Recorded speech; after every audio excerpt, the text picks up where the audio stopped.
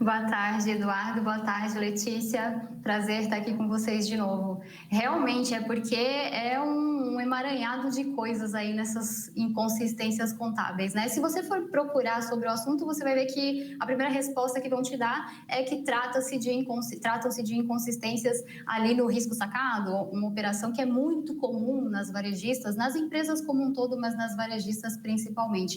Essa operação de risco sacado, de fato, ela estava sendo contabilizada de maneira correta pela Americanas. O problema, ele está numa operação secundária. Eu chamo de operação secundária que, na minha opinião, não é risco sacado. Eu vou explicar para vocês de uma maneira que não pareça tão chata, porque falar de contabilidade é um assunto um pouquinho chato, né? Mas imagina que eu sou Americanas, eu sou a empresa e eu compro do meu fornecedor para pagar para ele em 60 dias, em 180 dias, depende do prazo que a gente estabelece. Então, eu coloco a minha mercadoria no estoque, lá contabilmente eu vou lançar esta entrada no estoque e a diferença, a outra parte, eu vou colocar lá em fornecedores, porque entrou mercadoria no meu estoque, mas eu vou ficar devendo para o fornecedor, eu vou pagar em 60 dias.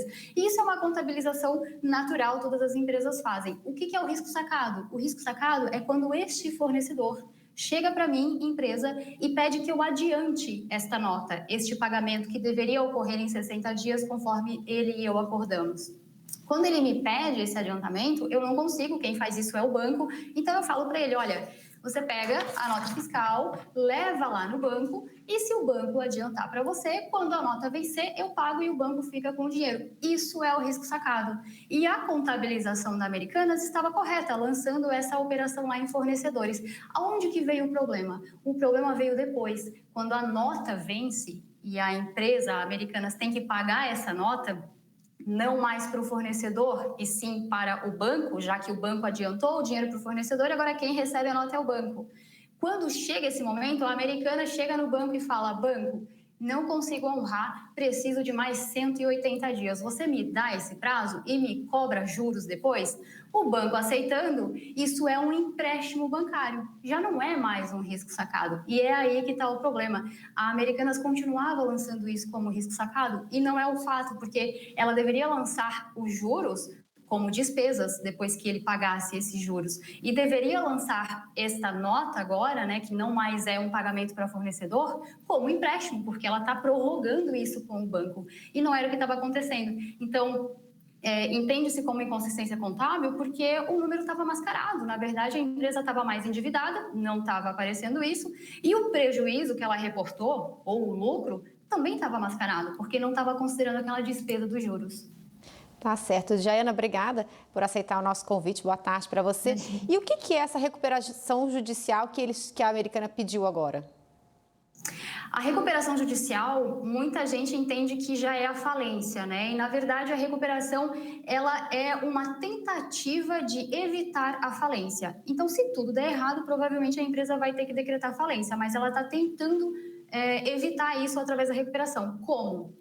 Quando ela decreta a recuperação judicial, naturalmente os prazos dos pagamentos, eles são suspensos. Então, se ela tinha vencimentos para daqui a 60 dias, 180 dias, um ano, isso fica suspenso. E aí é o momento de ela sentar com os credores dela, ou seja, com quem ela está devendo, e negociar. Falar, olha, não tenho dinheiro agora, preciso desse prazo, preciso desse juro menor, preciso dessa parcela. Enfim, eles vão sentar, vão negociar, e se a negociação começar a andar, a empresa vai continuar as atividades dela, os funcionários continuarão recebendo seus pagamentos, mas naturalmente uma ou outra consequência sempre vai ter da recuperação judicial, que são desempregos e cortes que a gente acaba vendo em reestruturação.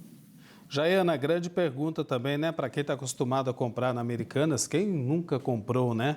Tem o risco de fechar as portas e pode ter aí um efeito dominó sobre outras empresas? Boa pergunta, Eduardo. O risco de fechar a porta, ele existe, mas a gente está falando, como você muito bem ponderou no início, de uma das maiores varejistas do Brasil. Então, são mais de 100 mil empregos, se você considerar os funcionários da empresa, que está ali em torno de 45 mil, e os empregos indiretos, né? Então, você tem ali mais de 100 mil vagas de trabalho que, se a empresa fechar as portas, elas deixam de existir da noite para o dia. Isso gera um impacto muito forte na economia. Então, fechar as portas, o risco existe, mas eu acho que muita coisa vai acontecer antes de chegar nesse ponto, se de fato chegar. Porque existe ainda a possibilidade de, numa recuperação judicial que não dê certo, alguma outra empresa comprar a Americanas. Não necessariamente colocando uma boa grana em cima e pagando ali um bom valor, mas pelo menos assumindo o passivo que a gente fala, né? Olha, tá aqui, você tá desvalorizada, você não tem mais dinheiro para pagar seus funcionários, mas eu assumo o seu quadro de trabalho, eu assumo seus ativos, eu assumo as suas dívidas e toco daqui para frente. Então, essa também é uma possibilidade que pode acontecer. E você tinha perguntado, Eduardo, do efeito dominó, né? O efeito dominó, muita gente ficou preocupada ali, principalmente com relação aos bancos, né? Porque no final das contas é quem mais acaba sofrendo com esse problema todo da Americanas, ou seja, quem emprestou dinheiro para ela. E aí a gente está falando dos maiores bancos do Brasil: Itaú, Santander, Bradesco, BTG Pactual, Banco do Brasil,